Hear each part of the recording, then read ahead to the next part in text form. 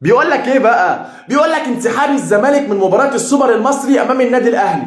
مسلسل يضرب مسلسل جعفر العمدة، والله العظيم يضربه 100 مرة كمان. ليه بقى؟ لانه مسلسل جديد وتجربة جديدة ما عشناهاش قبل كده. الزمالك ينسحب قدام النادي الاهلي، ما سمعناش احنا التصريحات دي قبل كده. بص يا سيدي وصلي على النبي وتعالى شوف معاناتي انا كمشجع زملكاوي. بيقول لك ايه بقى؟ بيقول لك مجلس ادارة نادي الزمالك يؤيد بالاجماع قرار السيد المستشار مرتضى منصور المعزول. يعني انا زي ما قلت لك كده هو معزول فعلا بقرار من الوزير وبقرار من اللجنه الاولمبيه، ولكن هو لسه موجود في النادي وكان قافل النادي امبارح الساعه 10 عشان الاعضاء ما رضيوش. ما علينا، ده مسلسل تاني هبقى اكلمك فيه بعدين. خلينا نركز في المسلسل الاولاني، مسلسل انسحاب الزمالك من مباراه السوبر. الموضوع ده جه للمستشار مرتضى منصور كده على الطبطاب، جاله كده زي ما بقول لك بيضه مقشره او بيضه من ذهب او على طبق من ذهب، معرفش بيقولوها ازاي الصراحه. ليه بقى؟ بصوا يا جدعان انا هنسحب، وبعض جمهور نادي الزمالك او اغلبيه جمهور نادي الزمالك طبعا هتؤيد قرار